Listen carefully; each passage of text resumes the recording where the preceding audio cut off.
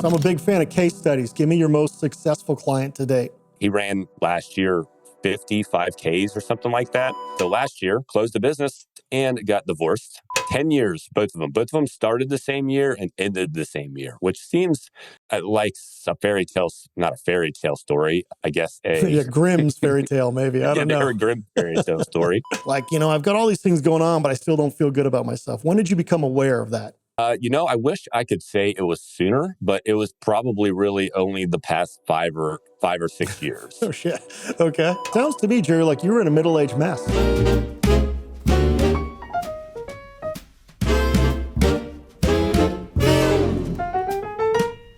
Hi, everybody. This is Dan and Dante, and another episode of Middle-Aged Mess, the show for people who not only grew up in houses with tons of lead paint, they licked the lead paint, and they're fine now. They didn't grow a third eye. It's all cool. Chill out, relax on your own kids these days. So we're into stories here at Middle-Aged Mess. We like to hear stories about people who have, lived a certain life up to a certain point. Maybe it was good, maybe it was bad, but they get to a certain age where they decide, you know what, I'm going to do things a little bit better than I have in the past. And so we have one of those stories today. We got Jerry Scarlato. Jerry, what's happening? Well done with that pronunciation, if you will. Thank well you. done. The one thing I know how to do is talk in the world. That's it. No doubt. Well, you did a good job with that one. It's Scarlato. How you say that name? Scarlato. Scarlato. Hey. That's yeah. right. I like it. Throw that bouquet up there. Dad calls that a bouquet of middle fingers is what my dad calls that. Let's start at the beginning. Who were you? Where'd you start? Where'd you come from? I came from Baton Rouge. And now I'm in Cincinnati. So I lived in Baton Rouge for the first 13, 14 years of my life. Oh, shit. In Baton Rouge. You were like Creole. You were like down in the swamps. I was very much. Well, like right on the edge of the swamp. I don't have the accent. You can understand what I'm saying. So if you go that far down, you can't. If you've ever watched any of the shows, I can't tell you the names, but you can't understand a lot of what they're saying. But I never got the accent. Luckily enough, or not. But wait, so let me ask you about. So were you like way back in the woods in the bayou, or were you a little more urban? No, definitely more urban. Okay. I was actually. This is a part of the story that I think is pretty interesting, and it's kind of helped me develop some of the people skills that I have. I was a minority growing up. Okay. Meaning, at my school, I was the minority, right, which is unusual for a lot of white guys. Because white guys are used to not being the minority. Now, once I moved to Cincinnati, it was the complete opposite. And it was actually kind of a culture shock to me. On the other end of that was going to a school where it was 99% white people. Oh, yeah. It was very weird. So wait, let's talk about that. Let's talk about you being a minority when you're growing up. I mean, how was that for you? I mean, how did you fit in with the culture of the people around you? So I didn't think any different. At the time, being a kid, you don't recognize that, I don't think, as much, right? So you just kind of grow up and you just kind of live with the people who are there and you just kind of go with the flow. My best friends were Indian and black and a couple of white guys and so on and so forth, like a whole mixture of people. And as far as I was concerned, they were all just people. Right. Like it was just a bunch of people that I was just friends with. So you never did you ever get bullied? I mean, were you ever feeling like an outsider? No, I never felt that way. And I never saw that either. And I'm not saying that it wasn't there. I was only there till 6th or 7th grade. And I'm sure like once you kind of get into 8th, 9th, and especially in high school, that stuff starts to come out.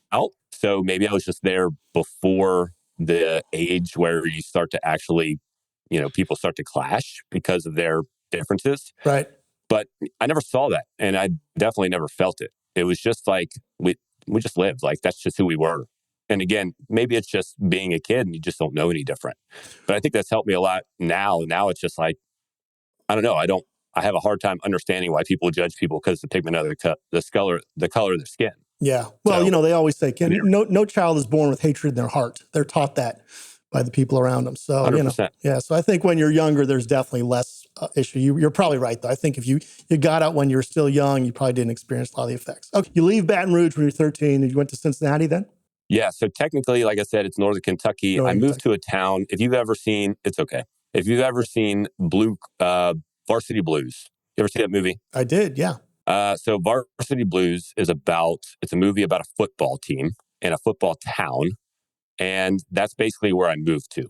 was Varsity Blues town, if you will. Okay. It's called Fort Thomas, Kentucky. Very football-like.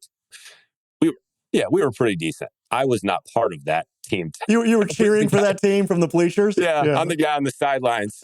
Scrub club is what we called ourselves. Hey, good job, good job. I was right there with you. I hate to say it. I played football. I did not see a whole lot of action, but I got to wear the Letterman's jacket, and that's what was important to me. That's what counts. But, it was very Varsity Blues. Like I said, it's very rah-rah, very, hey, this is what we're here for. We're here to play sports, and that's what we're here for. So it was a different culture. It was just a different way of looking at things, and it actually took me a little bit of time to kind of adapt to, I don't know, being surrounded by a bunch of white people. So was it just the fact that there was white people, or was like the culture of the town, the things that the people did, everything different, right? Culture was different. Yeah, I mean, I keep saying white people. I'm making a joke out of it, but yeah, I mean, the culture was definitely different. It was very, housewife next door kind of feeling, like, that kind of town. I don't want to say totally pretentious, but just like everyone shows their best and everyone does their, it was the Real Housewives of Northern Kentucky. So, the biggest challenge that I had looking back, of course, I had a lot of confidence issues growing up. And this is looking back. At the time, I wouldn't have told you this. Yeah, let's talk about confidence, because it's an interesting thing, right? I read a little bit of your background. You grew up in a fairly affluent, successful family. Like you said, you played sports. You're a good student. You had all these things going on, all the boxes checked, as we say, and yet you were still lacking confidence. At what point during your development did you realize something's wrong? Like, I've got all these things going on, but I still don't feel good about myself. When did you become aware of that? I wish I could say it was sooner, but it was probably really only the past 5 or 6 years. Oh, shit. Okay. All right. I wish I could say it was, and certainly there were times where it's like, hey, this feels off. Hey, this feels, it just doesn't feel right. But until I actually started to go, man, this is actually some sort of confidence, some sort of self-esteem, some sort of gap that's missing, and actually digging into it, right? It was probably early 30s is when I started doing it, because I'm 39 now. So you obviously feel like you lacked confidence up until you were 30. Do you feel like that hurt you? Did that impede your growth? Did that mean you didn't pursue some of the things you might have done? Well, most definitely. I would say that I didn't put in as much effort as I could have. And then I didn't achieve as much as I could have. So looking back at high school, one of the things that I did to protect myself, to protect my ego, was make excuses whenever I was competing against someone as good as me or potentially better than me.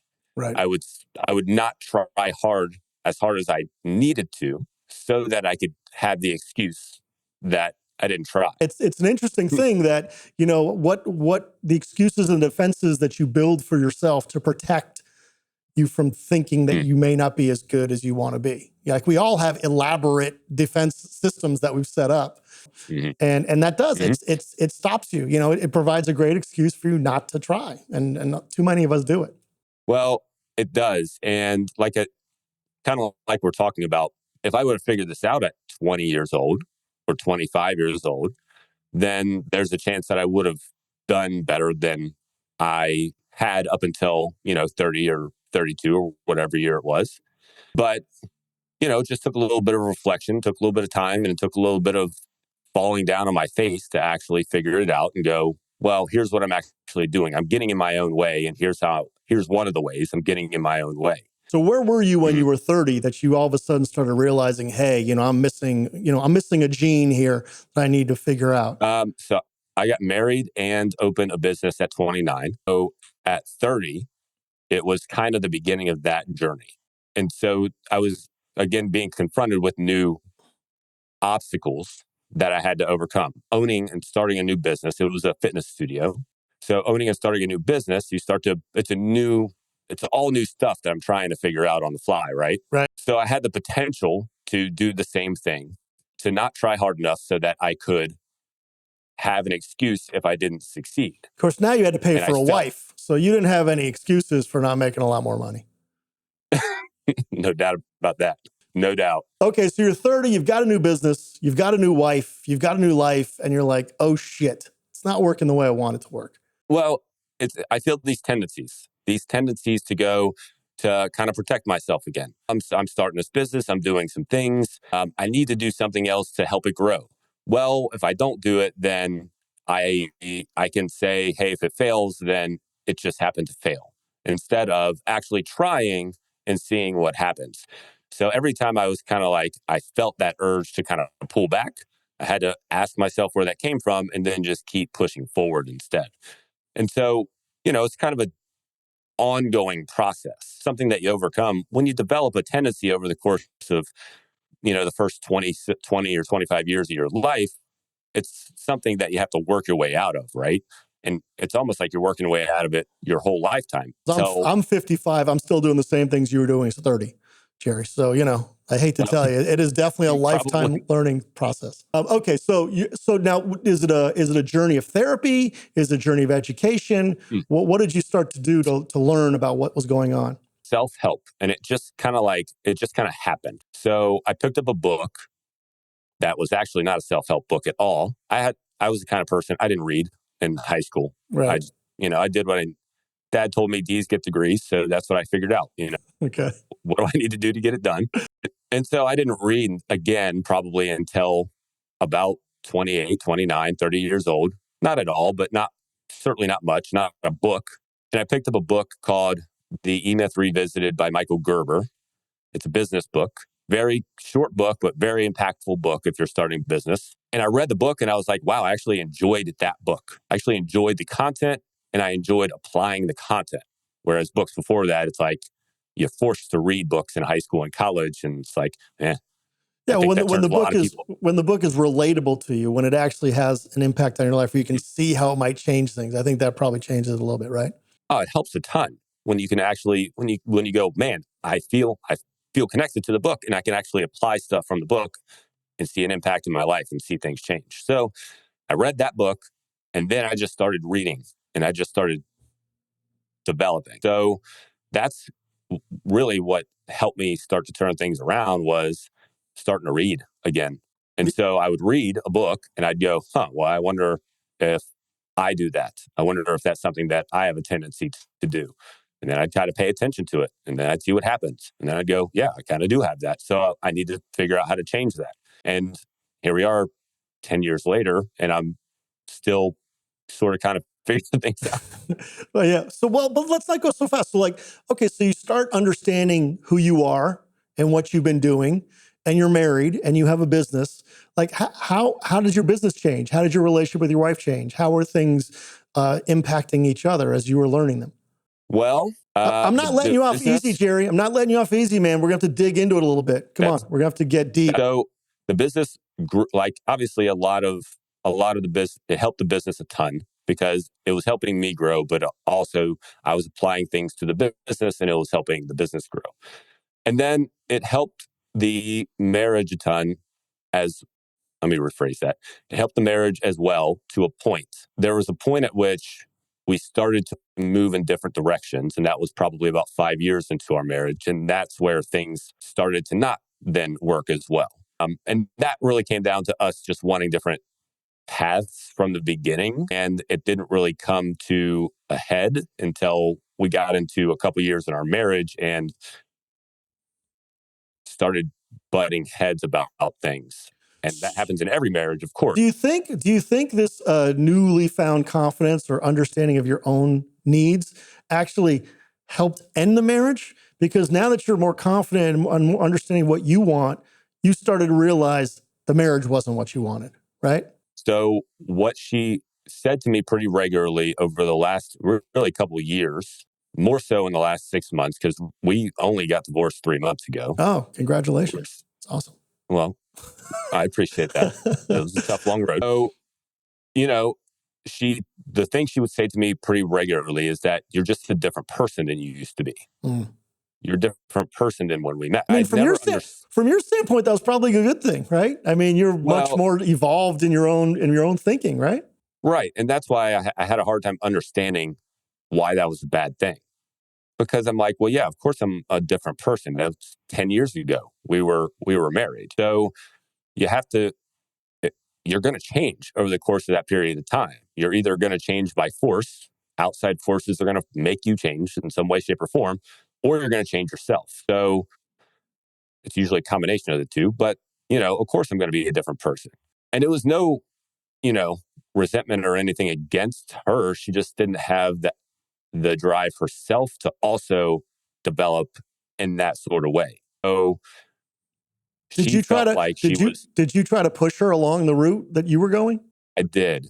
Sometimes for a period of time, it was a very unproductive way, not a super strong, super intense way, but, you know, I would say dumb stuff. Why don't you try reading? Well, I have a hard time with anxiety. I have a hard time this. Well, why don't you try reading some books? Why don't you try watching some videos? Why don't you try doing this? And then when it didn't happen, I'd get frustrated. Well, if you would just do this, then here's what.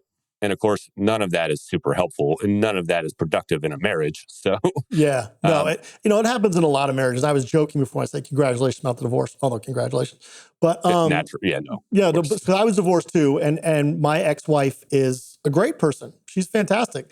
But we were, like you said, very much like you, we got married at a certain point, and as the marriage went on, we just kind of moved apart. Not because this was the right way or this was the right way, just we were two different people. And at some point down the line, you got to either accept that you're different and move on, or suck it up and survive. And I think, generally speaking, recognizing the differences and being mature enough to say it's just not right. It's actually a good thing for both of you because it gives you both the opportunity to go and find something that is right for you. Exactly. And the thing she had the hardest time with was not putting in more time to figure out if we could work things out because she agreed on a lot of the points that I made because I'm the one that started the process of the separation and the divorce and everything. And she agreed with a lot of the points that I made, that we had gone in different directions, that we had these value differences that we had a hard time overcoming, and so on and so forth. But she wanted to put in more time to try and figure it out. And I'm like, it's 10 years. We've been together 10 years. And yeah, we could put in more time, but I don't know what that time looks like. Is that a 6-month time frame? Is that a 1-year time frame? Is that a 3-year time frame? I have no clue what that actually looks like.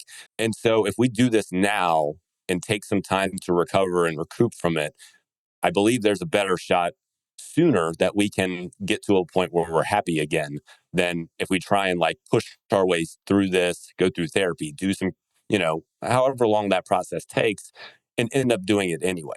Yeah, and So, I think too. You just know. You know when you're ready to go. You both know she yeah, wasn't, which is unfortunate. You guys didn't get to the point at the same time. But when you're ready to go, all the therapy and all the counseling and all the bullshit in the family, it doesn't help. You're ready to go. It's over. true words. And that's basically what I told her to a degree is because she, wanted to try therapy. And I'm like, we could go through it. I just don't feel like we're meant to be together. It just doesn't feel like that's the case. Yeah, I get So, it. and it's not fair to her, honestly, because I had been thinking about it for about 12 months or so. Mm, Oh yeah, we were unhappy during that time. She may not have actually been processing that idea, thinking about separating. yeah. So I had more time to think about it and process it. So it wasn't fair to her to, you know, in that sense that she didn't have as much time to think through things. Yeah, I got it. Okay, so the marriage is over. Okay, what's going on with the business? Business is over as well. So last year, closed the business and got divorced. So double whammy. Both Big year right, for you. yeah, 10 years. Both of them. Both of them started the same year and ended the same year, which seems like a fairy tale, not a fairy tale story. I guess a Yeah, Grimm's fairy tale, maybe. I yeah, don't they're know. a grim fairy tale story. It just so happened to work out that way. The separation started before I closed the business, and it wasn't a plan to close the business. I was ready to keep going. I was ready to push forward. I was ready to keep trying. The team was still ready to go, but our community was pretty close knit, and my wife was involved in the business, and the community started to kind of revolt against me when we separated. Oh, yeah. Well, everybody picks teams Just, after the divorce, right? They're either oh Team my Jerry gosh, or it's like Team Wife. Yeah, I could have sworn we were in a high school drama yeah, there for a couple months. I'm like, man, this just feels, I feel like I'm walking down a high school hallway right now after a yeah. breakup, is what it feels. Business didn't fail. It was just things were going in a direction you didn't want, and you said, I'm going to take control of this right now and move on. Essentially. So that started happening. People started leaving. The energy just felt weird. The environment felt weird. We had a coach leave. I replaced her. The one we replaced her with was ready to leave after a month. And so all these things just started stacking up. And I did the same thing. I said, in 10 years, do I think that this is going to be significantly better than what it is today? And I just kind of looked at the picture and I said, no, I don't think that that's the case. It's time to throw the bag over the fence and move on to the next thing. So that's just how it played out. Yeah, sounds to me, Jerry, like you were in a middle-aged mess at that time. You were talking about that at the beginning with the introduction and everything. I'm going, hey, that sounds like exactly what just happened. Yeah. So now it's over. So what's the new direction? Where are we going now? How did it all turn around, or has it turned around yet? Are we still working on that? Still working, and I imagine it's going to be that's obviously an ongoing process, but the process that I'm looking at moving forward is building an online business, which is where I am right now. And I started with basically zero online presence. I would say, like the average person, kind of dabbled a little bit here and there, but outside of dabble, there wasn't a whole lot. So zero online presence, basically starting at the very bottom rung. So it's going to be a little bit of a journey, but So what is the new business? What are you doing now? What is the new business? Well, what's the website? So I have a podcast also called Goodwolf Project. And the podcast is based around self-development and confidence. Well, and I'll tell you what, Jerry, I have not gotten the invite to speak on the Goodwolf Project yet. So I'm a little, I wanted to see how this went first. I don't know how good you're doing. I got it. So what are you doing on the Goodwolf Project? So the Goodwolf Project is the podcast, and the spinoff that I'm doing off of that is the Goodwolf Academy, which is going to be a coaching business based around self-development and personal development. And it's going to be layered with health and fitness as well as personal development coaching so that you can develop the person as a whole. When you try and just develop health and fitness alone without developing the mind and the confidence, it's nearly impossible. That's why most people fail, because they're too worried about losing 20 pounds and they're not paying attention to what's going on in their brain and in their mind. So you have to be able to become a different person in order to accomplish those things at the same time. And that's why when you put the whole package together, significantly increases the likelihood that you actually make it a sustainable part of your life. Yeah, no, I think that's a great message. Now, who's your sweet spot? What's your perfect client? So our demographic is between the age of 30 and 45, primarily. Mostly men, not only men by any stretch, but that's kind of where the demographic is sitting right now, which is almost completely different than the demographic that I work with at the gym. At the gym, our demographic was 45 to 65, and it was mostly women. So it's been a little bit of a shift to work with a different demographic, and it's been a little eye-opening, and it's been helpful because when you work with a demographic that's further along on the journey, you learn a ton, and you can go back to a younger demographic and you can go, hey, here's what's ahead of you. And if you don't start making these changes now, here's what's going to happen. And I know this because I worked with a ton of people who walked in and said, if only I would have started doing this earlier. Yeah. So 30 to 45 is where it sits. And I believe that demographic just has they have a big opportunity in front of them if they want to take it. So that's why I've kind of put my focus there. I got it. And talk to me a little about the process. What's the process? Is it consulting? It's counseling? Is it exercise programming? What do you do? So it is right now it's one program. Eventually it'll be multiple, but it's one program. And the program literally includes a individualized fitness plan. So a training routine based on wherever you are, if you have a home gym or if you have just your body that you can work with or you go to the gym. So the fitness plan is built on that, individualized nutrition plan based on you and whatever your goals are. And then we do a weekly coaching call for personal development. That coaching call is specifically for learning a new thing each week that can help develop us, and Q&A each week to help you be able to clarify what you need to work on moving forward. So if you're having trouble, trying to get your weight to come back down, what do I need to work on? If you're having trouble with your mind and you keep sabotaging yourself, asking questions about that. If you're having trouble overcoming temptations, how do I start to overcome temptations? Asking about that. So it's literally an all-inclusive package program to help develop a lifestyle instead of just develop each one of those little pieces of it. Now, it sounds great. So I'm a big fan of case studies. Give me your most successful client to date. Most successful client to date, his name is Tim, and Tim is one of the most inspirational people that I know. Tim's 35-ish, 36. That's terrible. I can't remember exactly how old he is. And he came to me at 15 pounds. Oh, whoa. Well, that's skinny in Kentucky, though. It is skinny in Kentucky, actually.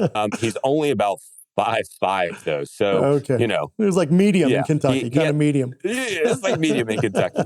But he came and he's got all these aspirations and he's excited and so on, which a lot of people are when they get started. So, I try to actually bring him down a notch, because what happens with most people most of the time is they're super excited and then burn themselves out. Yeah. So I actually have to bring them down a notch and say, okay, cool, that's excited, but I'm glad about that, but let's try and even things out. So he came, he's all excited, and he's been the one, he's down 85 pounds or so. He ran, I want to say last year, 55 Ks or something like that. Fantastic. This year, he's already ran a couple like half marathons. He's done a handful of Tough Mudders. So it's like his demeanor has changed so much. And he said, Jerry, one of the biggest things that I've noticed in my career is the respect that I get from other people now.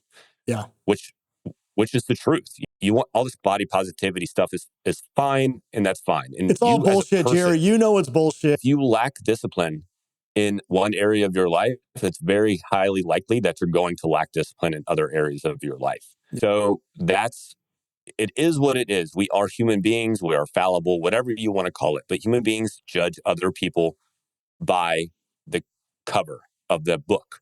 And even if it's a good person, no matter what it is, you have to decide if you're going to play the game or if you're not going to play the game. If you're not going to play the game, so be it. You do whatever you want to do.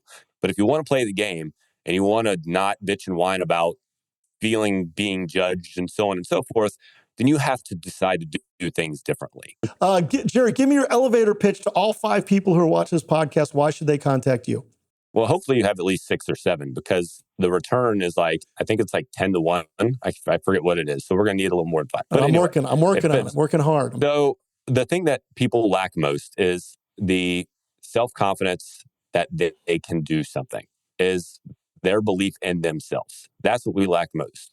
And you have to be aware of that. One of my favorite sayings is, until you make the unconscious conscious, it will dictate your life and you will call it fate. So until you become aware, until you make conscious what is keeping you where you are, that your confidence in yourself, exactly what we're talking about, your confidence in your ability, that is what's holding you back and that's what's keeping you from moving forward, then there's almost zero chance that you're going to make any significant progress, not only in your health and fitness, but in your career, in your relationship, and in many other parts of your life. So the most important thing that you can start to get together today is your self-confidence. And it starts by developing the person as a whole, not just trying to get a six-pack, not just trying to get chiseled shoulders, not just trying to be zen and be okay with your body. It is about being the best version of you. That is an abstract idea, but it is something that you can become if you start by taking one step today, and then one step tomorrow, and then one step the next day, and build that self-confidence over time. Then you can actually start to unlock something in you and become that, quote, better version of yourself. I love it. There's 2 specific things that I'm thinking about while you're talking. The first is, I love the fact that you focus on the entire person, because so many people I talk to, like you said, are looking for the 6-pack, or looking to lose 20 pounds, or looking to make $20,000 more dollars. And they forget that everything is connected. Your mind, your body, your spirit, it's all connected. And you have to improve everything if you want to improve anything. And the other thing I like about your story, Jerry, is that you're not a person who was a failure and had to hit rock bottom to figure it all out. You actually were a successful guy. You were having a good life. But yet, even within that good life, you knew that there was more to it. You had more in you, and you had to figure out how to make it even better than it was. And I love that because, I mean, too often we get very comfortable in our decently successful lives and we don't push ourselves. We have to hit something terrible in order to bounce back. You didn't do that. You said, I want my life to be better, and you figured out a way to do it. And I think that's awesome. Even if you do live in Kentucky, I mean, it's okay. It's not a terrible place. They have good chili. Before we go, Jerry, where can they find you? Fastest place, best place on Instagram at Jerry Scarlato, Scarlato. There you go. And send Jerry a like, send Jerry a subscribe. He's a cool guy. He's got a lot to tell you. And we'll see you next time.